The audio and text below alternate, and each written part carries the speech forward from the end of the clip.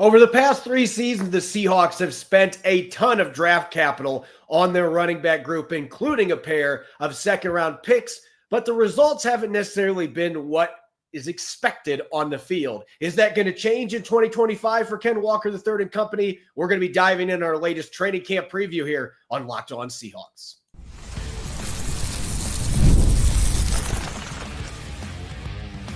You are Locked On Seahawks, your daily Seattle Seahawks podcast, part of the Locked On Podcast Network, your team every day. Greetings, 12. This is Corbin Smith, host of the Locked On Seahawks podcast, your daily Seahawks podcast, part of the Locked On Podcast Network, your team every day. Glad to be joined here on our Thursday episode by my co-host in crime, Rob Rang. And a special thanks to all the 12s who are listening in, whether you're down in Medford, Oregon, or you're listening from Grand Island, Nebraska. We greatly appreciate each and every one of you for making Locked On Seahawks your first listen 5 days a week. We are drawing closer to training camp, 13 days to be exact, Rob, until the Seahawks are on the field, kicking off the 2025 season. We'll have our latest preview with the running back position, and then we're going to talk defensive line, who's got the most on the line from that group, who's got the most upside, and some bold predictions, and continuing our 90-man countdown, numbers 35 through 31, some really exciting players that we are going to be talking about on today's show, which is brought to you courtesy of our friends over at FanDuel. Right now, new customers can get $150 in bonus bets when your first $5 bet wins. Now for your lead story here on our Thursday edition of Locked On Seahawks. While some fans haven't necessarily appreciated this, if you're somebody that subscribes to the analytics crowd, the Seahawks have invested a lot of draft capital in the running back position the last 3 years. A couple of second-rounders on Ken Walker III and Zach Charbonnet. They've also used 2 seventh-rounders, which that would be more in line with what a lot of people are wanting investments in the running back position anymore. But 2 seventh-round picks used as well, including Damian Martinez this past April. The Seahawks, with all that draft capital being used, they have built as impressive of a stable of running backs, at least in terms of talent and different skill sets, as you are going to find not just in the NFC, Rob, but the entire NFL. Unfortunately, we have not seen that at least since 2022. Ken Walker III's rookie season, he rushed for over 1,100 yards. They ran the football pretty effectively that year, and they got to the postseason. It has not been the case the last 2 years, though, and a lot of people are going to point the finger at the running backs, and injuries have been part of it. Ken Walker III's been banged up all 3 years he's been in Seattle, but especially last year, missing 6 games due to injury. Zach Charbonnet has been nicked up occasionally. Kenny McIntosh missed most of his rookie season with a knee issue, so they've had some injuries. But at the end of the day, the offensive line, that has been a big problem for getting room to operate for these players. And that really leads to the big essential question for the running back group. Will this running back group finally stand up and break out to the level of the talent that there is here? We didn't mention George Holani, too. George Holani would make a lot of rosters in the NFL, and he might be on the outside looking in here, but it doesn't matter if that group is not able to play to that talent level. And running back is a position where you are dependent on your offensive line. You are dependent on other players to give you opportunities. And at the same time, some of it's also been on the running backs for not being able to take advantage of the room that they do have. So that big question is, are we finally going to see this quartet come together with Damian Martinez added? Are we going to finally see this group have a breakout 2025? I think that we are. And I think that there's several factors that are, the reasons why that this is all going to come together. Sure, a big part of it is the fact that Seattle does have, as good or better of a running back group as any team in all of the NFL. I think that definitely plays a significant role in all of this conversation. But at the same time, I also think that you have an offensive coordinator now that is a little bit more dedicated to the running game. Frankly, you have a better defense. And if you are playing ahead, or if you are playing at least competitively, then obviously it's going to be a lot easier to run the football. And I think that the Seahawks also have a vastly improved offensive line. Now, all of those things are going to have to be proven. But I still believe, Corbin, that we are going to see the Seahawks running backs as a group perform much better than a year ago. The Seahawks finished 28th out of 32 teams in the NFL in total rushing yards a year ago. I fully expect that number to be in the top 15 this upcoming season. I think you can make an argument that they're going to be in the top 10. The three teams that finished the best a year ago, of course, were the Philadelphia Eagles, the Philadelphia Eagles, and then the Washington Commanders. The Baltimore Ravens is the second team there as well. So again, with Philadelphia Eagles, Baltimore Ravens, Washington Commanders. All three of those have dual threat quarterbacks. And I think that definitely played a role. And that's one of the reasons why I think that you're going to see better rushing statistics from the Seahawks as a whole than you are going to see individual fantasy football perspectives type of statistics. Look, I think that Kenneth Walker III is about as gifted of a running back as there is in the NFL. I think if the Seahawks were willing to just dedicate their entire game plan to just feeding K9 the football, and of course he stayed healthy, then I think that you might be talking about a guy who's going to run for 1,300, 1,400, 1,500 rushing yards in the season. I think that if you fed Zach Charbonnet, you might be talking about a 1,000-yard back himself. You mentioned George Halana. We talked about Damian Martinez. I mean, these are guys that I think that absolutely could just step in and be a part-time starter for the Seahawks. So again, collectively, I think there's a possibility that the Seahawks could rush for 2,000 plus yards. There were 12 teams that did that in the NFL a year ago.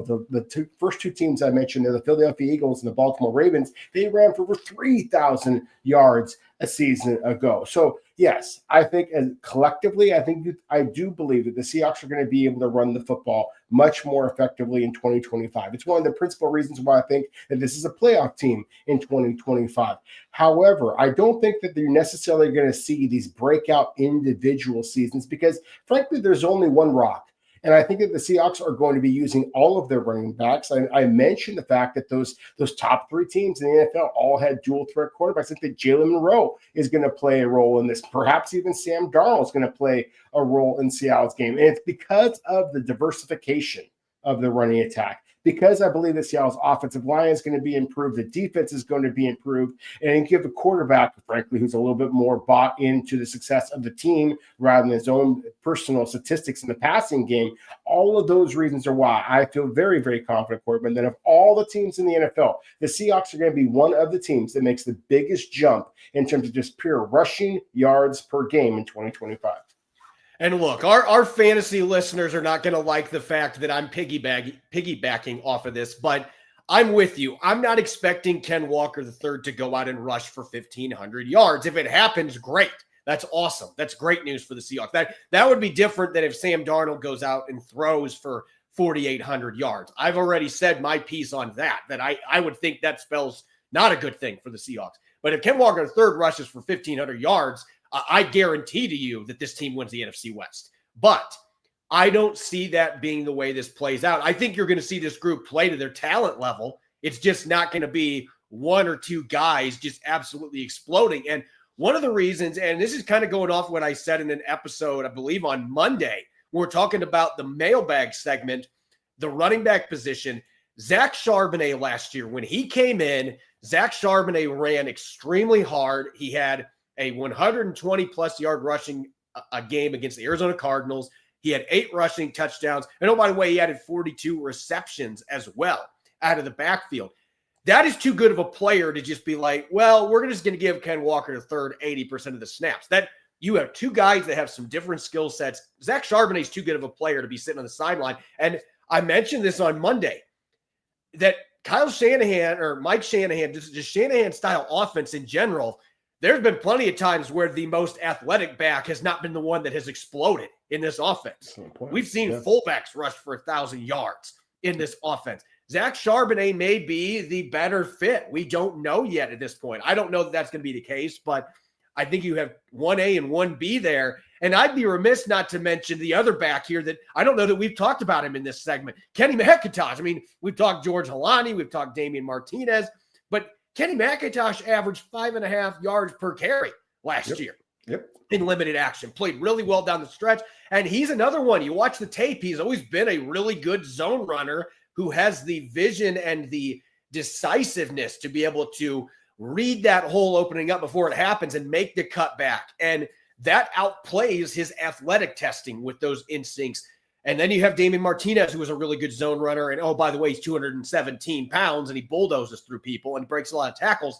I just look at this as a group collectively, like you said. I think they're going to be a lot better. But if you're looking for, now, fantasy-wise, you might get some touchdowns. I mean, Ken Walker III might give you 10, 12 touchdowns. I'm just saying if you're looking for massive yardage totals for individual players, I'm expecting this to be more of a sum of all the parts type ordeal with a much better run game as the result.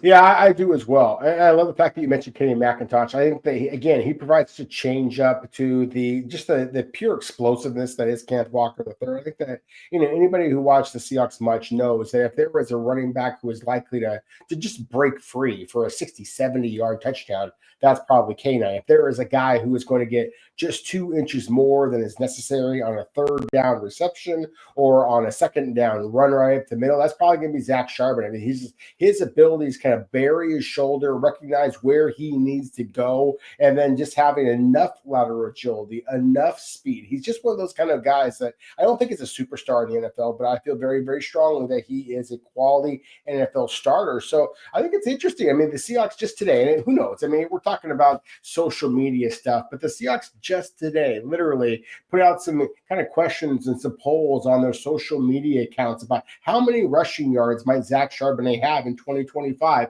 thought it was a fascinating question. Maybe I missed it, but maybe they asked a similar question about Kenneth Walker III. But I thought that it was interesting that they were asking about a back who a lot of people are perceiving as the backup in the running backfield. So again, to your point, Corbin, Zach Charbonnet may wind up being a better fit in this offense. I think that he certainly has the physicality and the dependability that the Seahawks prioritize at the running back position. So again, it's not that we necessarily think that there's going to be any one back explode, but definitely are expecting the Seahawks to be a much more effective running team.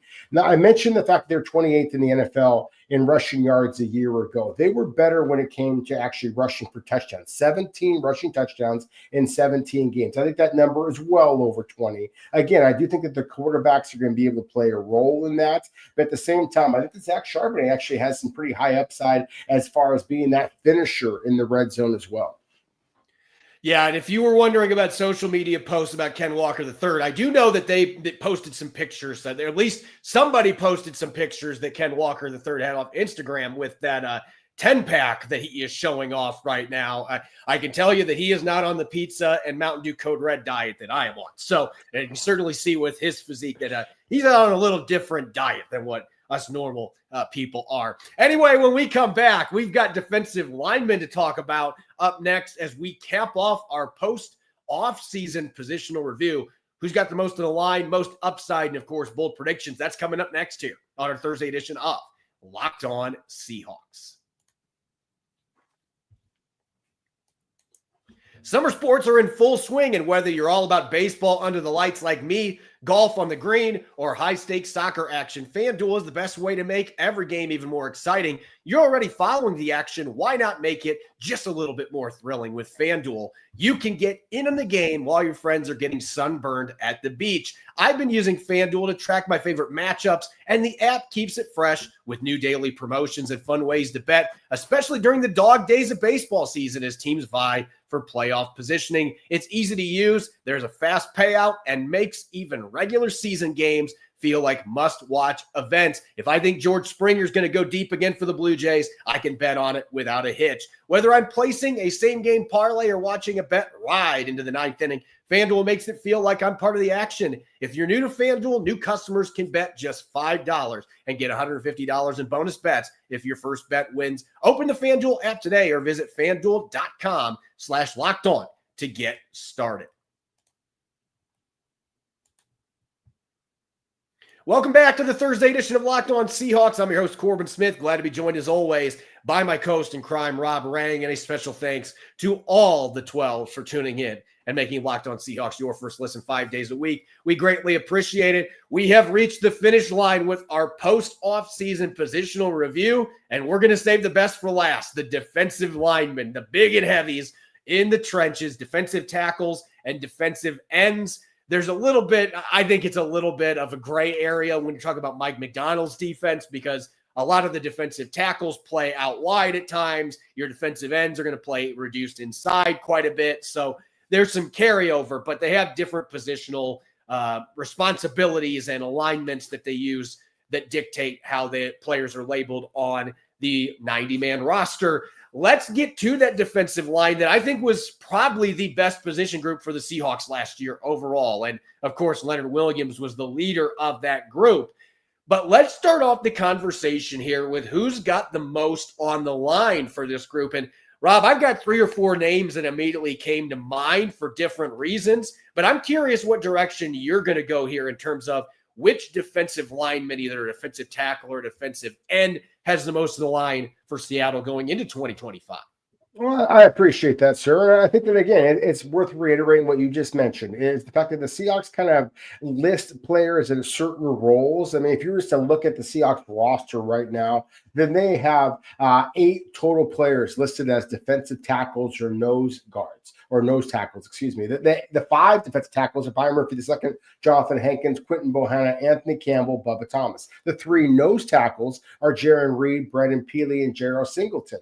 They actually list Leonard Williams as well as Mike Morris and Riley Mills as defensive ends. So, again, there's some big-bodied players that are being listed as far as defensive ends. So, again, let's have a conversation about all of the defensive linemen that play on the interior at times. And so, again, I might surprise some people because when I say most on the line, I'm actually going to go with Leonard Williams. I think you can make an argument that he is the most established player on the squad. I think that, when you look at his salary, his role, his, just his recognition among all of the NFL, then hell, he doesn't have anything on the line. He is as proven as it gets.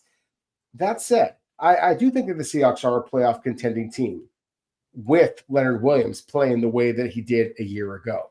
If Leonard Williams suddenly just falls off the face of the earth, then I don't know that they are going to be able to have that type of a season. I think that from an individual standpoint, Leonard Williams, I think, is kind of waking some people up nationally. The fact that he was ranked 99th among all of the NFL's best players, as we talked about before. Again, to me, it's kind of laughable when you have that conversation. I think that from a team standpoint, there is more on the line for Leonard Williams because if the Seahawks are going to roll in 2025, number 99 is going to play a huge role. If Leonard Williams is going to ever be considered one of the best players in all of the NFL, as I believe that he is, a future or a potential Hall of Famer, as I believe that he can be, then this is his opportunity to do that. I think he's got to be the centerpiece of a team that takes a whole different jump in 2025. I think that he can be there, and that's my argument as to why I think that Leonard Williams actually has more pressure on him than any other defensive lineman from the Seahawks in 2025.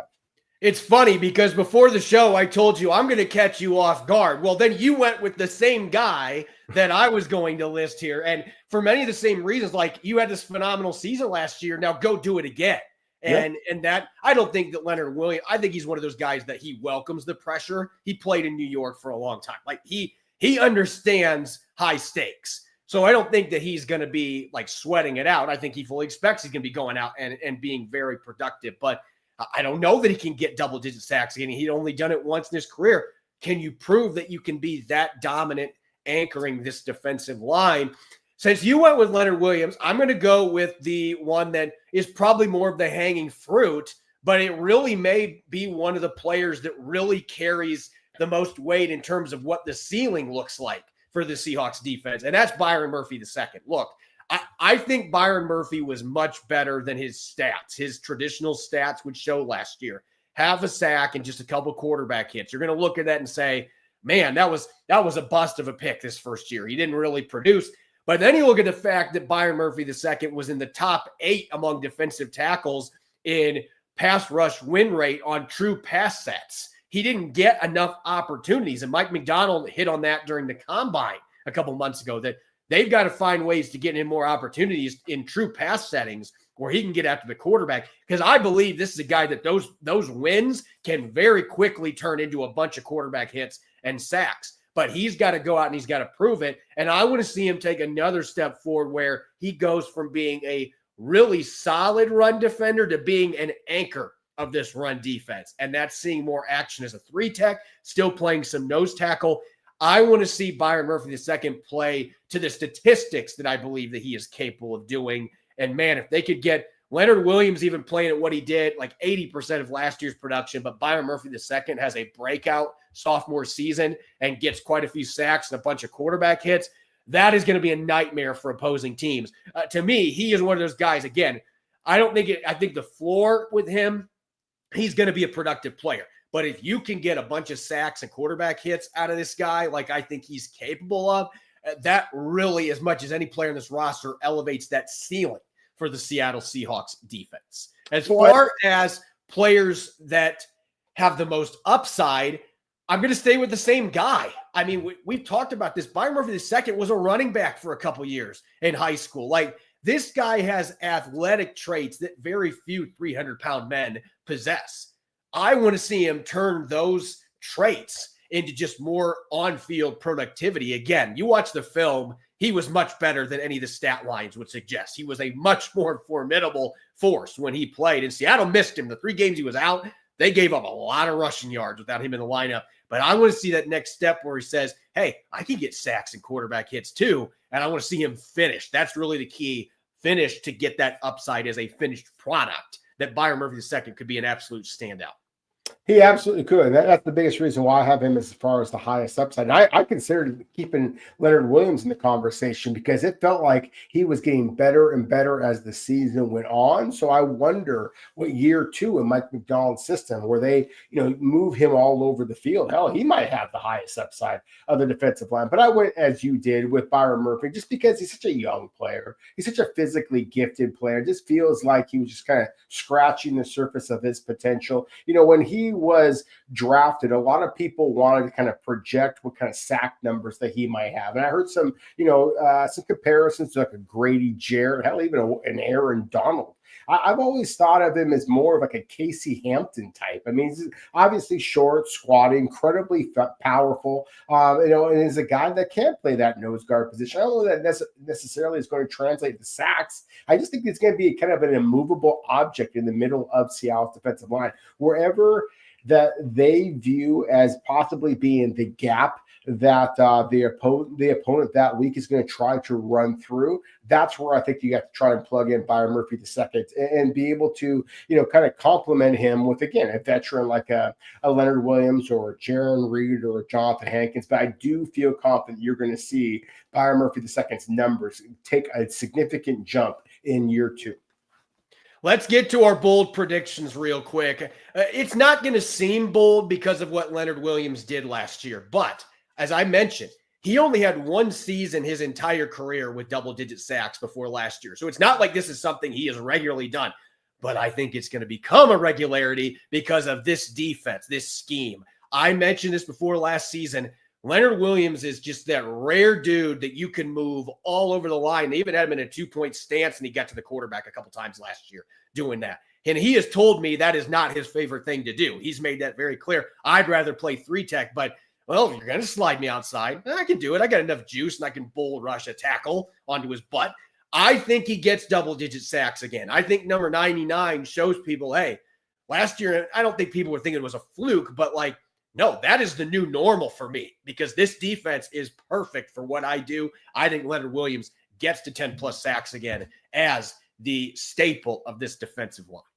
Oh, I think that he absolutely can. I mean, he's kind of the straw that stirs the drink. I mean, he is the guy that, based on where he aligns, is what the offense is like. You got to find number 99 and everything else is kind of sorted itself out. And again, that's one of the reasons why I think that you were going to see kind of a bump up in some statistics for several players. And Leonard Williams' numbers may wind up dropping a little bit. That's actually where I'm going to go here because our conversation is kind of focused so much on Leonard Williams, on Byron Murphy II, excuse me. I want to kind of go back to one of my personal favorite players on this entire roster, just with the physicality, dependability, which he plays, and that's Jaron Reed. And, I've talked about Jaron Reed so many times before. He's 32 years old. He's going to turn 33 this upcoming season.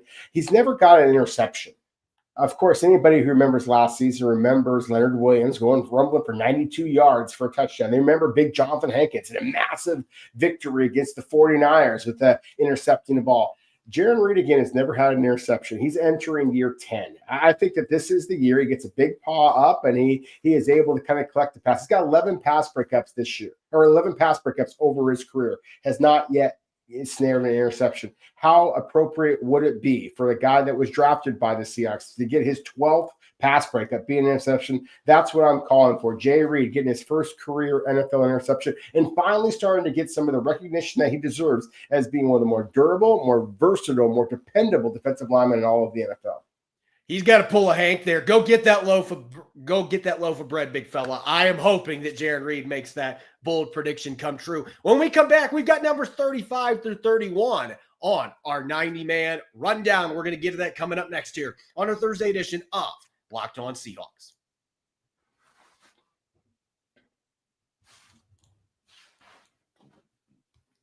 Welcome back to Locked On Seahawks Thursday edition. I'm your host, Corbin Smith. He's Rob Rang. A special thanks to each and every one of the 12s tuning in. And thank you, as always, for making Locked On Seahawks your first listen 5 days a week. We greatly appreciate it.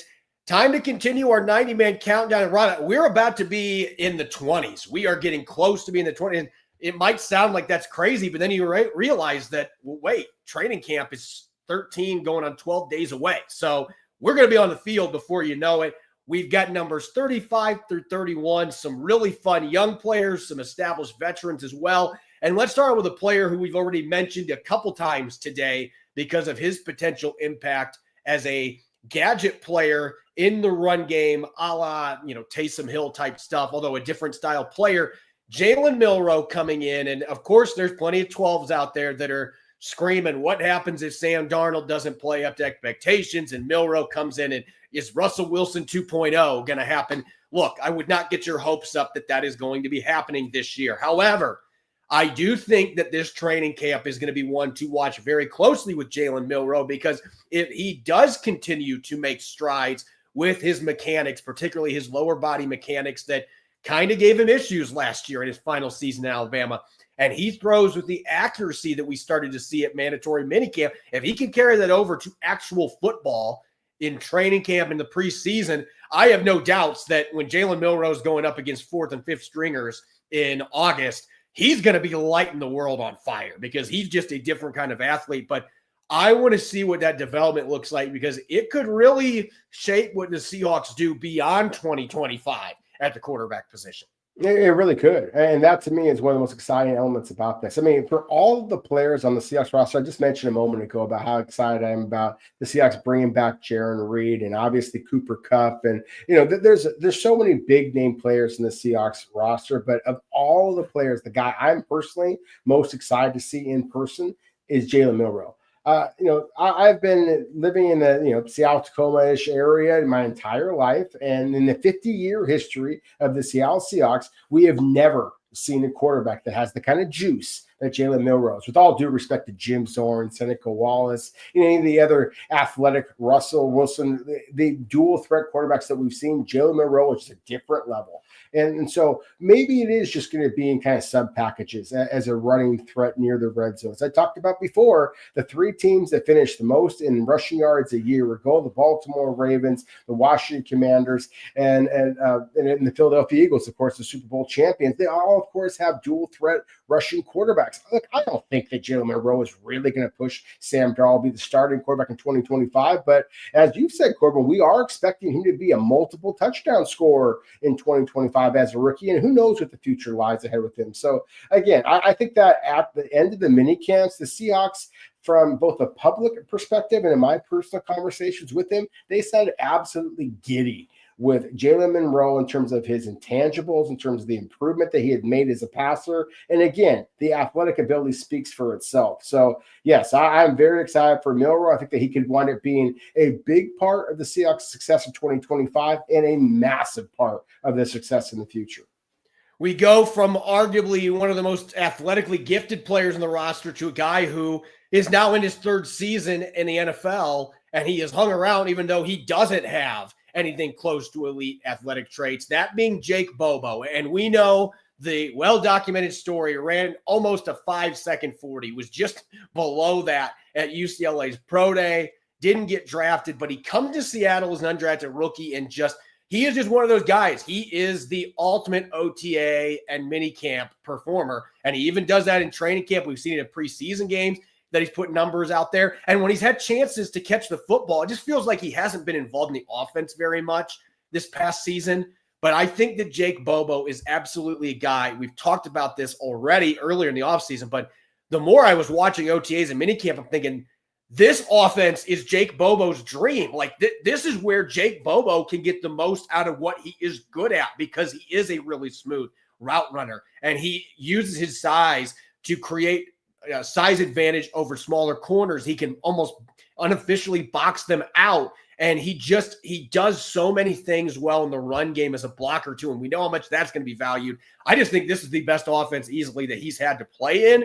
And so, look, you got to temper excitement anytime you're talking about a guy that, you're wondering, is he just a high floor guy and there's not much of a ceiling there? But Jake Bobo, whatever that ceiling is, I think you see it in this offense, because this really does accentuate the things that he is really good at.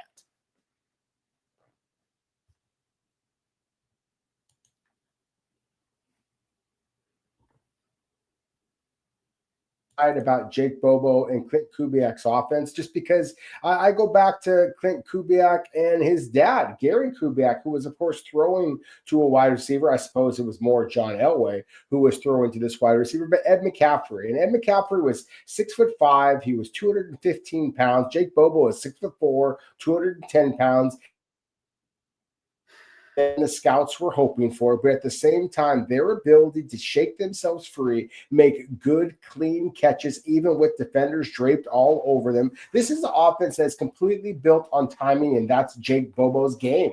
So, yes, Corbin, I agree with you. While I still am kind of pounding the table, I think that the Seahawks need to find a receiver that has straight line speed, and that, of course, is the one thing that Jake Bobo does not possess. But at the same time, he's a hell of a football player. This is a guy that just is an instinctive guy that makes plays as a receiver, makes plays as a downfield blocker, makes plays on special teams. Again, I think that the Seahawks coaching staff is going to be good enough. Sam Darnold is going to be good enough to be able to allow Jake Bobo to have his best season in the NFL in 2025. Our next two players on the list, number 33 and 32, are two guys that are going to be facing each other a lot when the pads come out this next month. Christian Haynes, second-year guard, going against Jonathan Hankins, who's going into his 13th season. So two guys at totally different parts of their career as well. But you're going to see a lot of Big Hank going up against Christian Haynes. And this is a massive season coming up for Haynes, because he was such a disappointment last year. Didn't get a single start, got passed over by sixth-rounder Satawa Lamea.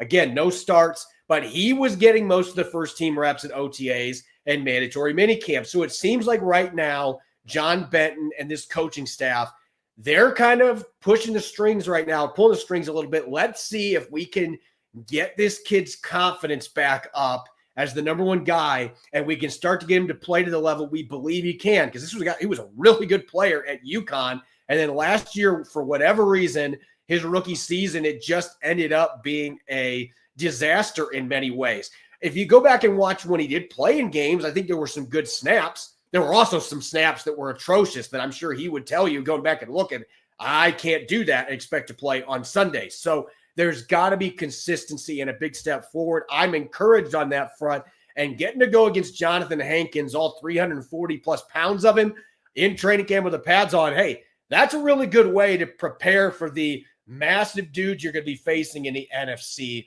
West and the other divisions the Seahawks are going to be battling against this year as well. And Hankins, he might not be a guy that stuffs the stat sheet anymore, but he's still a very reliable run defender. And again, I think that's going to be really good experience for Haynes, getting to go against him regularly on the practice field. Two guys that I think could be quite important, especially Haynes, to the Seahawks' chances of getting better from that 10-win season a year ago.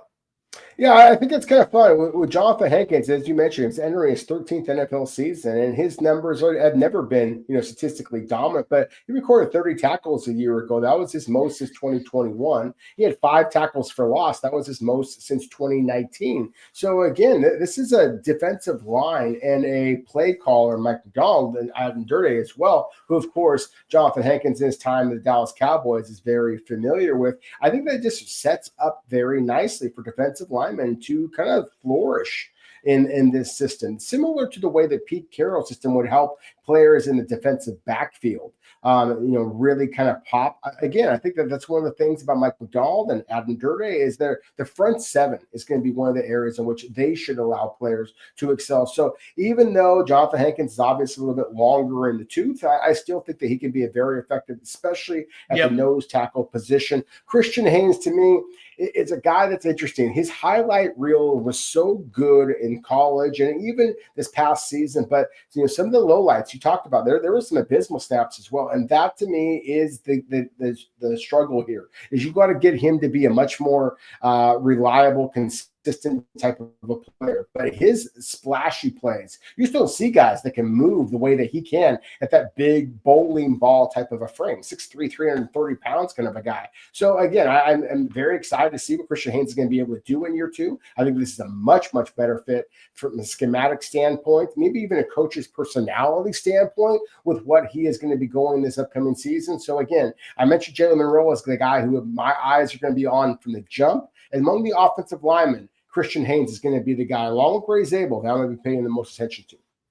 Wrapping up this latest cluster, this player just became a Seahawk for the second time a couple weeks ago, Shaquill Griffin coming to town. And this is going to be one of the more fascinating storylines as far as individual players to watch, because on one hand, Josh Jobe in 10 starts last year played way above what anybody could have anticipated. He looked like every bit a starting corner in the NFL. He played at that level. He tackled well for the most part. He made plays in the football.